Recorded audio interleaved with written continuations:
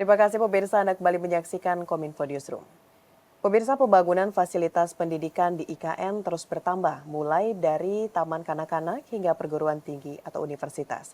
Hingga saat ini pemerintah telah melakukan groundbreaking hingga 7 sekolah. Pemerintah terus berupaya menyediakan berbagai fasilitas pendidikan di Ibu Kota Nusantara melalui pembangunan sekolah dari berbagai tingkatan, yakni TK, SD, SMP, SMA, hingga perguruan tinggi universitas. Hal ini diperkuat dengan dilakukannya peletakan batu pertama atau groundbreaking pembangunan Sekolah Bina Bangsa School Nusantara di kawasan IKN Kalimantan Timur pada Rabu 5 Juni 2024. Dalam sambutannya, Presiden mengatakan Bina Bangsa School Nusantara merupakan sekolah internasional yang menggunakan kurikulum Cambridge untuk meningkatkan kualitas pendidikan di IKN. Terletak di lahan seluas 1,8 hektar, Bina Bangsa School Nusantara akan melalui 4 tahap pembangunan dengan tahap awal yakni membangun gedung pendidikan anak usia dini dan taman kanak-kanak. Tahap kedua hingga tahap keempat akan membangun gedung sekolah dasar, sekolah tingkat menengah pertama hingga gedung sekolah tingkat menengah atas.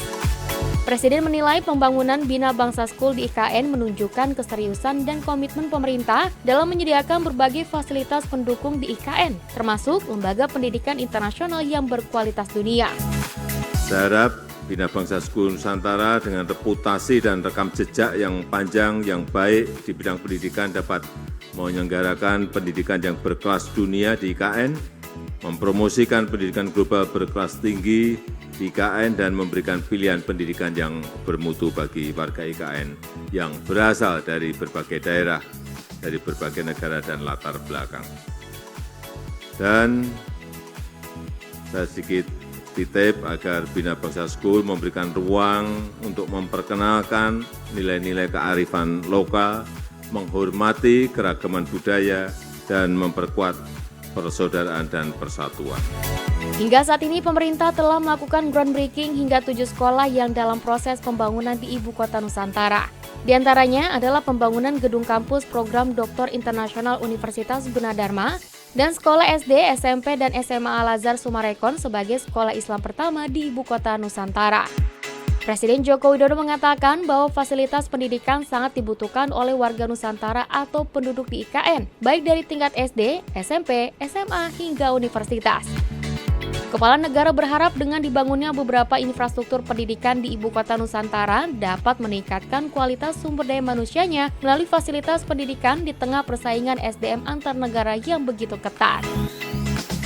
Sehingga SDM yang kita miliki nantinya, sumber daya manusia yang kita miliki nantinya akan memiliki kualitas yang sangat baik karena memang sekarang persaingan antar negara, kompetisi antara SDM di sebuah negara dengan negara yang lain ini begitu sangat ketatnya. Tak hanya itu pemirsa, hari ini Presiden Joko Widodo juga meresmikan pembangunan gedung kantor PT Bank Tabungan Negara di Ibu Kota Nusantara.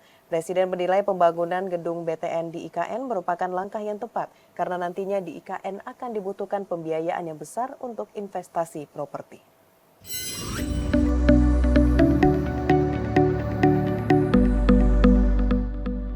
Presiden Joko Widodo meresmikan pembangunan gedung perkantoran Bank Tabungan Negara di Ibu Kota Nusantara pada Rabu 5 Juni 2024. Peresmian ini merupakan rangkaian groundbreaking tahap ke-6 di IKN yang sudah dimulai sejak 4 Juni 2024. Gedung BTN akan dibangun di atas lahan seluas 9.000 meter persegi dengan nilai investasi sebesar 113 miliar rupiah. Gedung perkantoran BTN akan dimanfaatkan sebagai perdagangan umum dan jasa, bank umum, layanan prioritas, hingga ruang terbuka hijau.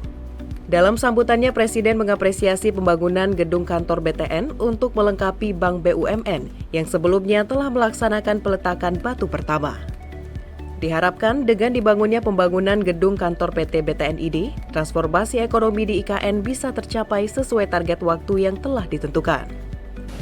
Sekali lagi, saya sangat menghargai, mengapresiasi pembangunan Bank Tabungan Negara di IKN untuk melengkapi kehadiran bank-bank BUMN yang sebelumnya telah melakukan peletakan batu pertama.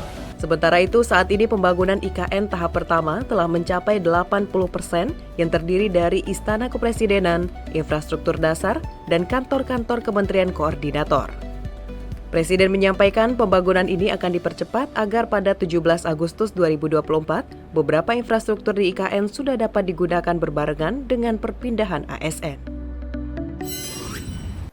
Beralih ke informasi lainnya pemirsa, Wakil Presiden Republik Indonesia Ma'ruf Amin menegaskan pentingnya pemetaan wilayah secara tepat di wilayah Provinsi Papua Pegunungan, yang mana setiap kabupaten memiliki potensi dengan keunikan tersendiri.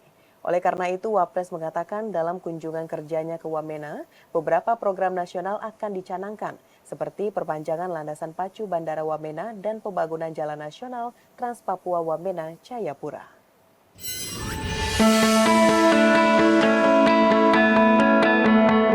Wakil Presiden Ma'ruf Amin dalam sambutannya pada acara pencadangan program strategis nasional dan Provinsi Papua Pegunungan mengatakan pemerintah akan fokus merumuskan strategi pembangunan yang sesuai dengan kearifan lokal dan konteks wilayah di Provinsi Papua Pegunungan. Wapres mengatakan dalam kunjungan kerjanya ke Wamena kali ini, ia akan mencanangkan program strategis nasional yaitu perpanjangan landasan pacu Bandara Wamena dan pembangunan jalan nasional Trans Papua Wamena Jayapura. Pemerintah sangat menyadari tantangan dalam membangun wilayah pegunungan dengan kondisi geografis dan topologis yang sulit, penduduk yang terpencar di gunung dan lembah-lembah hingga aksesibilitas antar wilayah yang terbatas.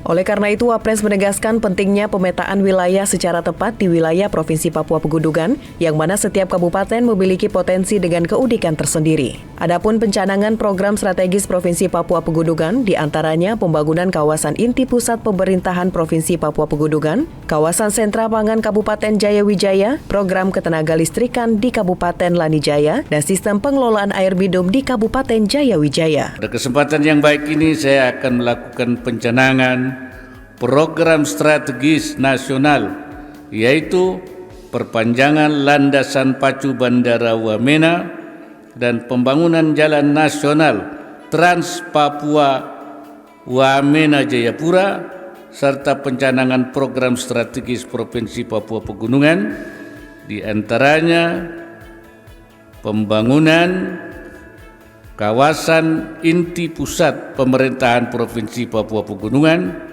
kawasan sentra pangan Kabupaten Jayawijaya, program ketenaga listrikan di Kabupaten Lanijaya, dan sistem pengolahan air minum di Kabupaten Jayawijaya.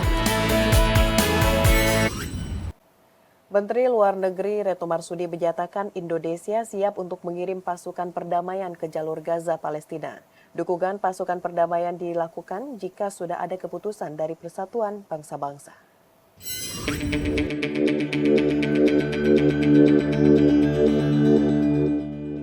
Menteri Luar Negeri Retno Marsudi menyatakan saat ini Israel berupaya melemahkan Agensi Pekerjaan dan Pemulihan PBB untuk pengungsi Palestina di Timur Dekat atau UNRWA agar pengungsi Palestina tidak bisa kembali ke negaranya. Retno menegaskan Indonesia akan terus berjuang melalui Majelis Umum dan Dewan Keamanan PBB agar Palestina diakui sebagai sebuah negara. Selain itu, Indonesia juga akan terus berkontribusi mengirimkan bantuan ke Palestina, termasuk berencana mengirimkan pasukan perdamaian. Pasukan perdamaian ini juga sejalan dengan konstitusi bahwa Indonesia ikut menjaga perdamaian dunia. Hal ini disampaikan Menlu Retno saat mengisi kuliah umum di Balai Senat UGM, Yogyakarta, Senin 3 Juni 2024. Apabila PBB memutuskan untuk mengirim pasukan perdamaian, maka Indonesia akan siap untuk berkontribusi. Dan ini bukan hal yang pertama kali dilakukan Indonesia, sudah di beberapa tempat kita mengirim pasukan perdamaian dan terbukti we are among the largest contributors untuk pasukan perdamaian, dan ini juga sejalan dengan konstitusi kita, ikut menjaga perdamaian dunia. Pemirsa, usai jeda pariwara kami akan kembali dengan informasi lainnya. Tetaplah bersama Kominfo Newsroom.